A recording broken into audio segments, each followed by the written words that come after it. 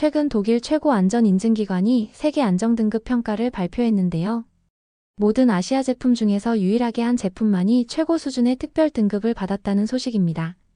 그 제품은 바로 한국산이라고 하는데요. 역사상 처음 있는 일이었습니다. 그 배경에는 한국만의 특별한 비밀이 숨겨져 있었다고 합니다. 세계 시장의 90%를 점유하고 있는 이 제품의 비밀과 세계인의 인식을 바꾼 이유. 지금 이야기 바로 시작하겠습니다. 제 이름은 마크 스톤입니다. 저는 샌프란시스코, 캘리포니아에서 글로벌 안전평가 엔지니어로 일하고 있어요. 매일 아침 저는 큰 창문 옆 제 책상에 앉아요. 밝은 햇살이 비쳐들지만 그것이 제 진지한 기분을 바꾸지는 못해요. 제가 세상에 어떤 것보다 더 믿는 한 가지가 있어요. 기계가 사람보다 낫다는 것이죠. 기계는 실수하지 않아요. 저는 항상 동료들에게 말하면서 손가락으로 계산기를 두드려요. 숫자는 거짓말하지 않아요. 사람들은 그렇지만요. 2024년 어느 화요일 아침 흥미로운 소식이 사무실에 퍼졌어요. 모두가 그것에 대해 이야기하고 있었어요. 유명한 독일 안전기관이 소형 연료 안전 등급 평가 결과를 발표했는데 모든 아시아 제품 중에서 오직 하나만이 그들의 특별한 최고 수준의 안전 등급을 받았어요. 그건 바로 한국산 부탄 가스캔이었어요. 더 놀라운 것은 캠핑 스토브와 라이터에 사용되는 이 작은 금속 캔들이 전 세계 시장의 90%를 차지하고 있다는 사실이었지요. 부탄 가스캔으로 인한 사고는 흔하게 일어났어요. 캠핑이나 야외 식사를 즐기던 사람들에게는 특히 그랬지요. 추위 때문에 바람을 막으려고 버너 주위를 감싸거나 상자같이 밀폐된 공간에 버너를 넣고 사용하다가 과열되어 가스캔이 터지는 사고는 종종 일어났어요. 그리고 분리수거통에서도 마찬가지였어요. 부탄가스에 잔여가스가 남아있는 상태에서 구멍이 나 있을 때 작은 불씨라도 있으면 쓰레기통 전체가 폭발할 수 있어요. 부탄가스 캔은 잔여가스를 완전히 제거하고 정해진 수거 방법을 따라야만 해요. 기사를 본 3일 후 저는 다급한 전화를 받았어요. 교회에 사는 한 노부부가 집에서 가스캔 폭발을 경험한 거예요. 그들의 벽 일부가 무너졌어요. 사고 현장으로 운전해 가면서 저는 이미 무엇을 발견할지 알고 있었지요. 보나마나 저렴한 중국 제품이겠지. 저는 차를 주차하면서 혼잣말을 했어요.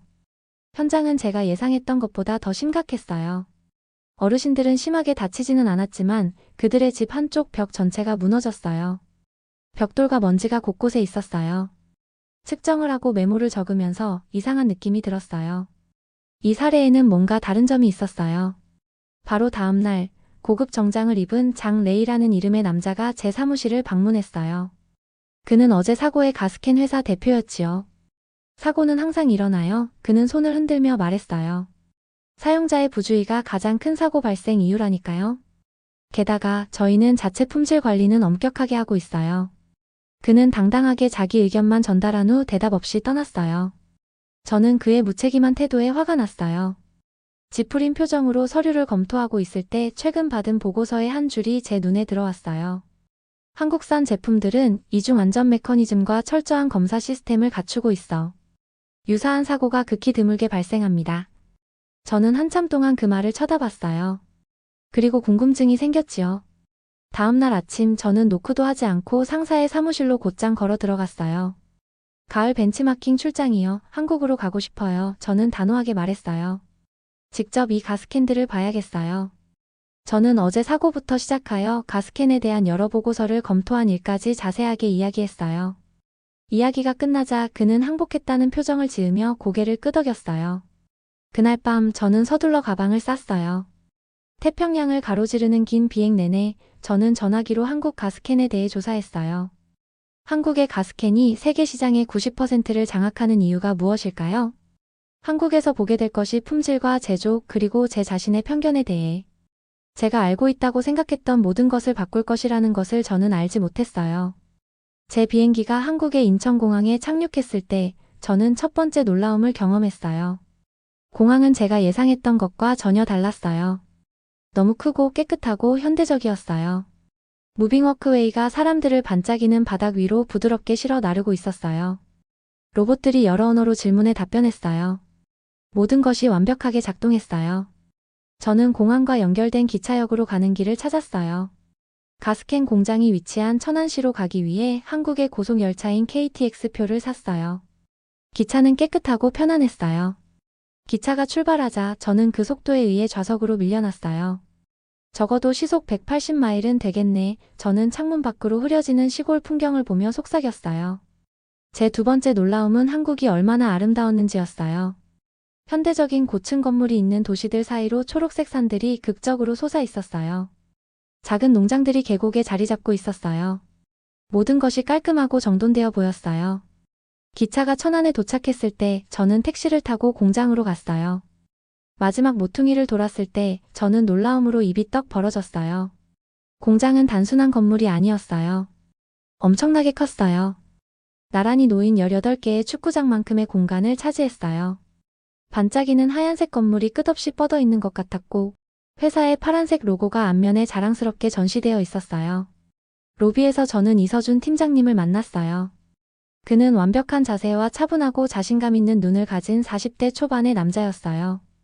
스톤 씨, 저희 시설에 오신 것을 환영합니다. 이 팀장님은 제 손을 단단히 잡고 악수하며 말했어요. 긴 여정 후에 피곤하실 텐데요. 투어를 시작하기 전에 커피 한잔 하시겠어요? 아니요, 괜찮습니다. 저는 대답했어요. 빨리 공장을 보고 싶어요. 이 팀장님은 작은 미소와 함께 고개를 끄덕였어요. 그럼 저를 따라오세요. 우리는 보안문을 지나 공장의 메인층으로 들어갔어요. 저도 모르게 큰 소리로 숨을 들이켰어요. 세 개의 거대한 조립 라인이 끝없이 이어지는 것 같았고 수천 개의 작은 금속 캔들이 다양한 생산 단계에 있었어요. 로봇들이 정밀하게 움직이며 부품을 집어 조립했어요. 깨끗한 파란색 유니폼을 입은 작업자들이 다양한 스테이션에 서서 모든 과정을 주의 깊게 지켜보고 있었어요. 하루에 몇 개의 캔을 생산하나요? 제가 물었어요. 하루에 약 700만 개요. 이 팀장님은 차분하게 대답했어요. 그러니까 1년에 2억 개 이상이죠. 우리는 그중 40%를 전 세계 60개국 이상으로 수출하고 있어요. 저는 말없이 고개를 끄덕였어요. 그 숫자는 놀라웠어요. 그래서 우리가 일회용 부탄 가스캔 글로벌 시장의 약 90%를 차지하고 있어요. 이 팀장님은 덤덤하게 덧붙였어요. 처음으로 저는 그 90%라는 수치가 실제로 사실일 수도 있다고 믿었어요. 이 운영의 규모는 제가 상상했던 것을 넘어섰어요. 제 의심은 더운 날의 아이스크림처럼 녹아내리기 시작했어요. 우리가 공장을 걸으면서 저는 특이한 점을 발견했어요. 첨단 로봇과 컴퓨터화된 시스템 사이에는 많은 사람들이 제품을 주의 깊게 지켜보고 확인하고 테스트하고 있었어요. 한 구역에서 저는 중년 여성 박은지 씨를 만났어요. 그녀는 정확히 55도로 유지되는 뜨거운 물 탱크에서 캔을 테스트하는 스테이션에 앉아 있었어요. 왜 이 테스트에 센서를 사용하지 않나요? 저는 진심으로 궁금해서 물었어요. 제 경험상 기계는 항상 사람 검사관보다 낫다고 생각했거든요. 박 씨는 저를 바라보며 그녀의 진지한 얼굴이 자부심으로 밝아졌어요. 센서는 정확하긴 하지만 사람의 눈은 기계가 놓칠 수 있는 작은 거품들을 잡아낼 수 있어요. 그녀는 검사 중이던 캔을 들고 설명했어요. 이것 보이세요? 기계는 괜찮다고 생각할 수 있지만 저는 밀봉의 틈이 있다는 것을 알 수 있어요. 그녀는 제가 간신히 볼 수 있는 곳을 가리켰어요. 하지만 더 가까이 봤을 때 저는 아주 작은 거품줄을 발견했어요. 제 가족도 이 제품들을 사용해요. 그녀는 계속했어요. 저는 결함 있는 캔이 단 하나라도 이 공장을 떠나는 것을 허용할 수 없어요. 누군가의 안전이 제가 일을 제대로 하는 것에 달려있는 것이죠. 저는 내면에서 뭔가가 바뀌는 것을 느꼈어요. 마치 가구가 재배치되는 것처럼요. 평생 동안 저는 사람보다 기계를 더 신뢰했어요. 하지만 여기에는 어떤 기계도 할 수 없는 헌신을 가진 사람이 있었어요. 다른 구역에서 저는 인턴으로 일하고 있는 최서연이라는 대학생을 만났어요. 우리는 여기서 단순히 금속 용기를 만드는 것이 아니에요. 열정 넘치는 젊은 남자가 밝은 눈으로 저에게 말했어요. 우리는 사람들의 일상적인 안전을 보호하는 첨단 기술을 만들고 있어요. 저는 공장 바닥을 둘러보며 새로운 눈으로 보게 되었어요. 아마도 이것은 단지 기계와 금속에 관한 것이 아닐 수도 있어요. 아마도 여기서는 더 많은 일이 일어나고 있었을지도 몰라요. 갑자기 큰 경보음이 공장 전체에 울려 퍼졌어요. 그 소리는 날카롭고 긴급해서 깜짝 놀랐지요. 빨간색 불빛이 곳곳에서 깜빡이기 시작했어요. 조립 라인 중 하나가 완전히 멈춰 있었어요. 제 첫 번째 생각은 역시 문제가 없는 작업장은 없지 였어요. 저는 직원들이 어쩔 줄 몰라 여기저기 뛰어다니며 다른 공장에서처럼 공황 상태와 혼란이 일어날 거라고 예상했어요. 하지만 이 공장은 그렇지 않았어요. 모든 직원들이 차분하고 신속하게 자신들의 지정된 위치로 이동했어요. 일부는 컴퓨터 화면을 확인하며 안정된 손가락으로 명령을 입력했어요. 다른 이들은 라인에서 나온 가장 최근의 캔들을 검사했어요. 유지보수팀은 문제가 발생한 정확한 지점을 찾아 바로 움직였어요. 저는 놀라움으로 지켜봤어요. 마치 잘 연습된 춤을 보는 것 같았어요. 모두가 정확히 무엇을 해야 하고 어디로 가야 하는지 알고 있었어요. 불과 5분 만에 그들은 문제를 찾았어요. 작은 기계 부품이 마모되어 교체가 필요했어요. 그들은 신속하게 수리하고 몇 가지 테스트를 실행한 후 라인을 재가동했어요. 경보음이 멈추고 빨간색 불빛이 꺼지고 모든 것이 너무 빨리 정상으로 돌아와서 저는 믿을 수 없었지요. 이 팀장님은 제 놀란 표정을 보고 미소를 지었어요. 어떤 시스템도 완벽하지 않아요, 스톤 씨, 그는 현명하게 말했어요. 진정한 품질의 시험은 문제가 발생하는지 여부가 아니라 문제가 발생했을 때 얼마나 빠르고 효과적으로 해결하느냐예요. 저는 마치 누군가가 답답한 방에 창문을 열어준 것 같은 느낌이 들었어요. 평생 동안 저는 완벽함이 모든 문제를 피하는 것이라고 생각했어요. 하지만 이 팀장님은 다른 것을 제안하고 있었어요. 완벽함이란 실제로 문제가 불가피하게 발생했을 때 올바른 대응을 하는 것까지 포함한다는 거죠. 그럼 당신들은 일이 잘못되는 것을 예상하나요? 저는 이해하려고 노력하며 물었어요. 그럼요, 모든 경우의 수화 대응 방법을 계획하지요. 이 팀장님은 고개를 끄덕였어요. 모든 직원은 정규 업무뿐만 아니라 예상치 못한 일이 발생했을 때 어떻게 대응해야 하는지에 대해서도 교육을 받아요. 또 매주 비상 상황을 연습해요. 우리가 투어를 계속하면서 포장구역으로 이동했어요. 여기서 저는 직원들이 완성된 캔들을 무작위로 선택해 마지막 검사를 하는 것을 보았어요. 자동화된 테스트와 컴퓨터 검사를 모두 통과한 후에도 말이에요. 왜 다시 확인하나요? 저는 진심으로 궁금해서 물었어요. 기계가 이미 모든 것을 테스트하지 않았나요? 안전 문제에서는 충분히 좋음은 결코 충분하지 않아요. 이 팀장님은 완성된 캔 중 하나를 집어들며 설명했어요. 품질 관리의 마지막 1%가 시장에서 우리 제품의 운명을 결정해요. 그것이 좋은 것과 뛰어난 것의 차이예요. 저는 한 직원이 손에 든 각 캔을 주의 깊게 검사하는 것을 지켜봤어요. 그녀는 캔을 돌려보고 손가락으로 밀봉 상태를 확인하고 밸브를 테스트했어요. 그녀의 움직임은 정확하고 숙련되어 있어서 수년간의 경험을 보여주고 있었어요. 그녀의 눈은 하나의 세부 사항도 놓치지 않았어요. 저는 가스캔 표면에 쓰여있는 메이드 인 코리어가 진정으로 무엇을 의미하는지 이해했어요. 그것은 단지 제품에 인쇄된 단어가 아니었어요.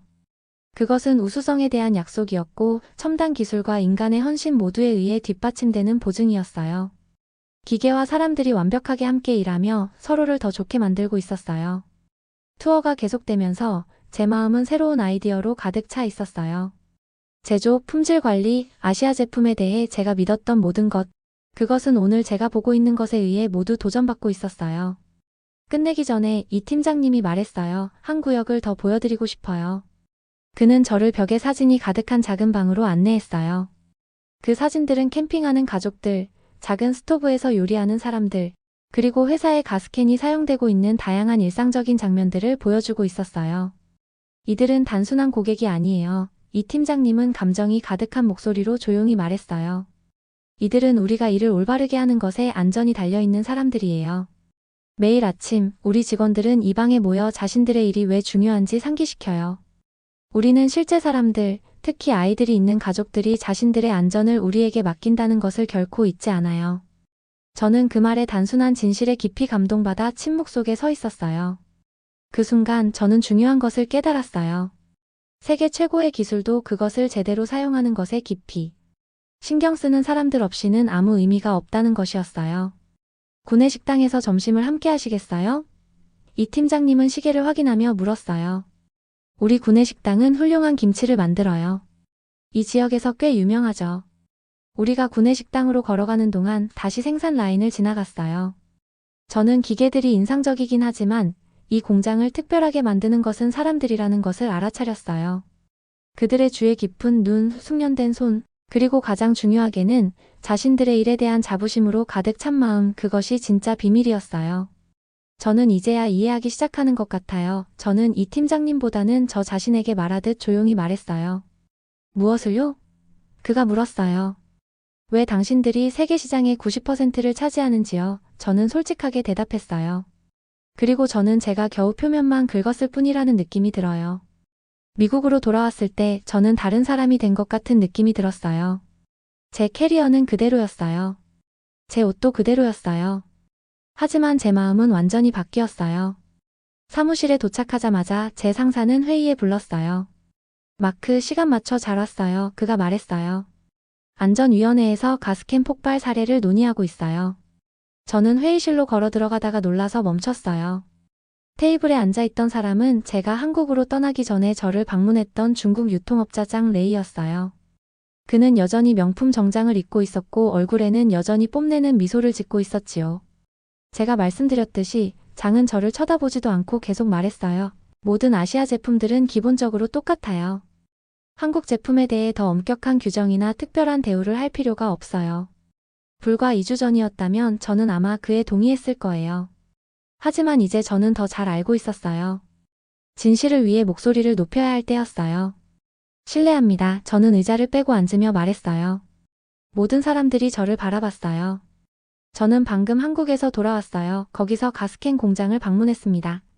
그리고 몇 가지 잘못된 정보를 바로잡아야 할 것 같아요. 장의 미소가 사라졌어요. 제 상사는 제가 말할 내용에 관심을 보이며 앞으로 기대어 앉았어요. 제가 방문한 한국 공장은 단순한 제조 공장이 아니었어요. 저는 상세한 메모를 기록해둔 제 노트북을 열면서 시작했어요. 그들은 안전과 품질에 대해 완전히 다른 접근 방식을 가지고 있어요. 다음 20분 동안 저는 제가 본 모든 것을 설명했어요. 거대한 공장, 이중 안전 메커니즘, 온수 테스트, 그리고 가장 중요하게는 각 캔이 완벽하도록 헌신하는 사람들이요. 이것은 돈을 절약하는 것에 관한 게 아니에요. 저는 장을 직접 바라보며 설명했어요. 생명을 구하는 것에 관한 거예요. 한국 근로자들은 그들의 제품이 사람들의 안전을 보호한다는 것을 이해하고 있어요. 그래서 그들이 세계 시장의 90%를 차지하게 된 거예요. 저는 제가 찍은 생산 라인, 테스트 구역, 그리고 근로자들에게 그들의 일이 왜 중요한지 상기시켜주는 사진실의 사진들을 보여줬어요. 그럼 무엇을 제안하시는 건가요? 안전위원회 위원 중 한 명이 물었어요. 저는 제품들에 대해 다른 기준이 필요하다고 생각해요. 저는 자신감 있게 대답했어요. 한국의 가스캔은 다른 이들이 따라야 할 새로운 안전 기준을 세웠어요. 우리는 그것을 우리의 규정에 반영해야 해요. 장은 얼굴이 분노로 붉어지며 일어섰어요. 이건 불공평해요. 하나의 공장의 기준으로 일반화하려 한다니요. 우리 공장은 우리 공장만의 기준으로 생산 라인이 설계되어 있고 운영되고 있다고요. 아니요, 저는 차분히 대답했어요. 저는 제가 본 우수함을 인정하고 있을 뿐이에요. 저도 전에는 모든 아시아 제품이 똑같다고 생각했어요. 성급한 생각이었죠. 회의는 국내 안전 기준을 강화하고 품질이 낮은 제품들에 대한 검사를 늘리는 결정으로 끝났어요. 장은 작별 인사도 없이 떠났지만 저는 신경 쓰지 않았어요. 제가 옳은 일을 했다는 것을 알고 있었으니까요. 이어진 몇 달 동안 예상치 못한 일이 일어났어요. 저는 유럽 안전기준협회 세미나에서 연설을 해달라는 초대를 받았어요. 수백 명의 전문가들 앞에 서서 저는 한국에서 배운 것을 공유했어요. 한국의 90% 시장 점유율 뒤에 있는 비밀은 기술만이 아니었습니다. 저는 청중들에게 말했어요. 그것은 그 사람들의 진정성이에요. 품질이란 단순히 규칙을 따르는 것이 아니라 제품을 사용하는 사람들에 대해 깊이 신경 쓰는 것이라는 그들의 이해예요. 제 연설 후 많은 엔지니어들과 안전 전문가들이 저와 이야기하러 왔어요. 그들도 다른 제품들에서 비슷한 한국의 품질 사례를 보았다고 했어요. 그날 밤 저는 소셜 미디어에 글을 썼어요. 저는 아시아를 오해했지만 한국은 달랐어요. 그 글은 바이럴이 되어 한국 품질에 대한 자신만의 이야기가 있는 수천 명의 사람들에 의해 공유되었어요. 저는 기계와 숫자만이 유일한 진실이라고 믿으며 한국으로 여행했어요. 저는 품질이란 궁극적으로 기계가 아니라 헌신적인 사람들의 마음과 정신에 의해 만들어진다는 것을 이해하며 돌아왔어요. 오늘날 사람들이 제 변화에 대해 물어볼 때 저는 미소 지으며 제 책상 위에 놓아둔 작은 부탄 가스캔을 보여줘요. 이 작은 캔이 제 인생에서 가장 큰 교훈을 가르쳐줬어요. 저는 그들에게 말해요. 직접 눈으로 보기 전에는 절대로 판단하지 마세요. 때로는 가장 작은 것들이 우리에게 가장 큰 교훈을 가르쳐줄 수 있어요. 그리고 때로는 우리는 눈을 뜨고 그것들을 보기를 기다리고 있던 항상 그곳에 있었던 진실을 발견하기 위해 지구 반대편까지 여행해야 할 때도 있어요. 영상 재미있게 보셨나요? 마음에 드셨다면 구독과 좋아요 부탁드리겠습니다. 감사합니다.